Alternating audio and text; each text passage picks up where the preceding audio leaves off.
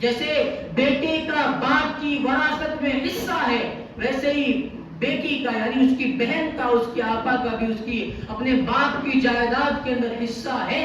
کیا ہم دیتے ہیں؟ ہم اپنے آپ کو مسلمان کہتا پھرے، ڈنکا بچائے پوری دنیا میں، اور اپنی سگی بہن کا، سگے آپا کا کیا ہے مال ہڑپتے رہے؟ ایسے مسلمان بن جائیں گے؟ ایسے ہمارا ایمان مکمل ہو جائے گا؟ بات نکاح کی آتی ہے، ہم مہر ادا نہیں کرتے ہیں، مہر کو ہم کھا جاتے ہیں، مہر کو ہم گھونٹو گھونٹ پی جاتے ہیں، ایسا کرنے سے ایمان مکمل ہو جائے گا؟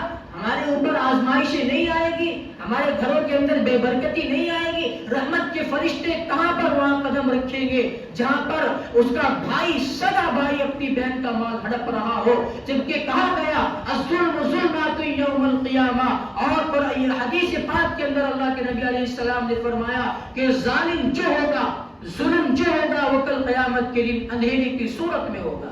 یہ ظلم نہیں ہے؟ اپنی بہنوں کے اوپر ظلم کون کرتا ہے؟ اس کا بھائی کر رہا ہے، اس کا باپ کر رہا ہے۔ وہ باپ جس کی عمر 50-60 سال کو پہنچ گئی، اور جب وراثت کا معاملہ آیا تو ساری کی ساری وراثت کو اپنے بیٹے کے نام کر دیا۔ بیٹی کا حصہ کہاں؟ بیٹی کا حصہ کہاں ہے؟ اب آپ کہیں گے کہ بیٹی کی شادی کر دی جاتی ہے، اتنا سارا مال خرچ کرتے، وہ تو آپ کو قرآن نے نہیں کہا۔ کس نے کہا؟ قرآن نے تو نہیں کہا نا، حدیث نے نہیں کہا، قرآن نے نہیں کہا، شریعت نے نہیں کہا۔ بھائی جب تم دنیا والوں کی بات مان کر کے، دنیا والوں کے احکام پر عمل کر کے سب کچھ کرتے ہو، تو جب بات اللہ کے احکام کی آتی ہے تو پھر ہمارے ہاتھ خالی ہو جاتے ہیں۔